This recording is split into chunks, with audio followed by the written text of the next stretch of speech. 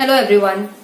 US President Donald Trump has tested positive for coronavirus. Noteworthy thing is he was one among the forerunners in the club of virus deniers along with other leaders like Brazilian President Bolsonaro and UK Prime Minister Boris Johnson. These leaders had initially denied the virus and pushed their citizens into tragedy. Now coming to the video for today. Today we talk in context of one of the innumerable cases of unfortunate terror against women in India. Hathras gang rape case. Brutality against life, dignity and self-respect of Indian women in general and Dalit women in particular. As you know, it's a case of violence against a 20-year-old Dalit woman in the state of Uttar Pradesh who succumbed to her injuries on 29 September 2020 after she was attacked on September 14. Now the question is, was she attacked by some animals? The answer is no. She was attacked by barbarians belonging to the same human species to which she belongs. The victim lay in a normal ward for more than a week, after which pressure was being built up to transfer her to an ICU. The relatives of the victim alleged that they were not informed about the impact of her injuries and they had to plead to the doctors to attend to her. She was later shifted to Safdarjung Hospital in Delhi where she breathed her last. Her torture does not end with that. The police in UP forcibly and hurriedly cremated her body at 2:30 am on 30th September 2020 without the consent of her family.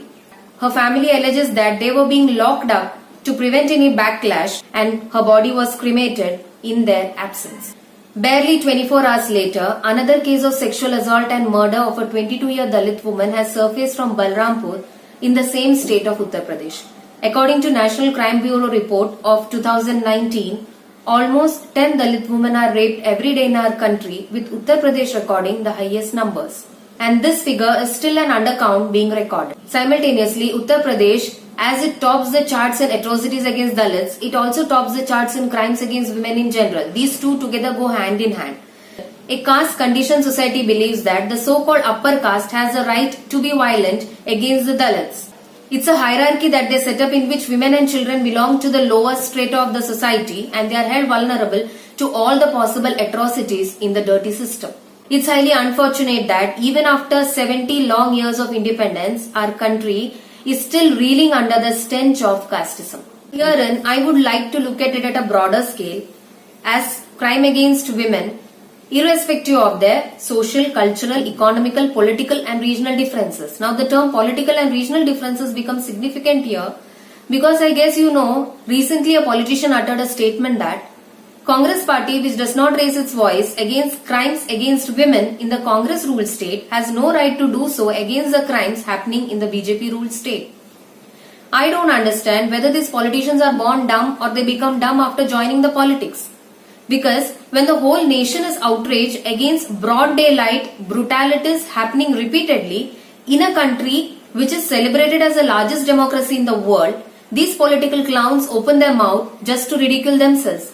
But you know they are actually throwing hints about their IQ.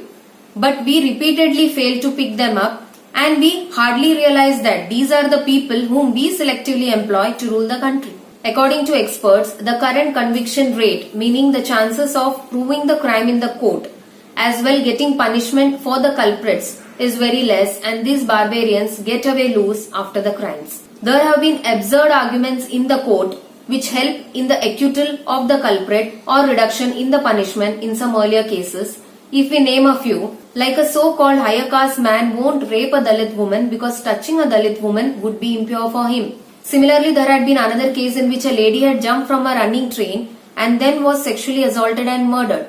The defense had a ridiculous argument that the lady died because she had fallen off from the running train and the culprit was innocent. Now the question is, why would a conscious lady jump off a running train just for no reason? Now there are two possible reasons. Either the culprit had pushed her down or she was forced to jump to save her. In short, as a step towards fighting these crimes, we definitely need to make strict laws and take strict measures to ensure a good conviction rate as well as ensure more severe punishments to be set as a reminder to prevent these crimes in future.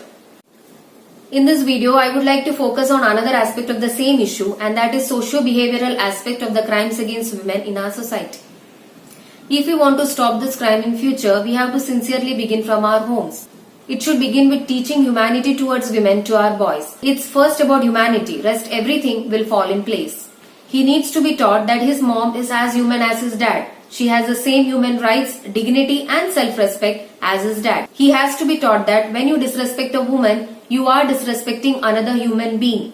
He has to be taught that a woman walking on the road is not someone to be stalked upon. She is a personality with an intellect, with her own dreams, ideas and plans. She may be a mom rushing to a home to feed a baby. She could be a doctor hurrying to a hospital to rescue someone's life. She could be a student rushing to her examination hall. She could be a bureaucrat in making.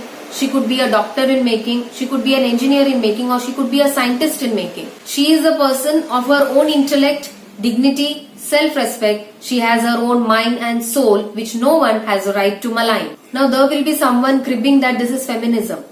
Now I have an answer to that, and that is feminism is a socio-cultural, economic and political equality between men and women. It is a broader concept having multifaceted versions. It's a highly sophisticated word, and we have to understand that our society is not yet progressed to grasp the depth of its meaning. So what I am talking about here is a basic human trait that makes him superior to other living beings, nothing but affection and tolerance towards the fellow living beings, simply called humanity. There is a critical adage here. In the current scenario, in starking contrast to the definition of humanity, I would like to say that out of all the innumerable species of living creatures that have ever crept, crawled, swimmed across or flown above or even walked or hopped on the planet Earth, humans are the most cruel and brutal. So now we need to tell our boys to be good human beings. Just by being human and putting that t-shirt on is not enough. In short, getting the form of a human species by birth does not confer the supreme quality of humanity upon you. Now the next question is whether this process of social cleansing feasible or possible. The answer is yes, but it will take a long time. Because even according to mythical stories, Eve the feminine was responsible for enticing Adam the masculine to commit a sin.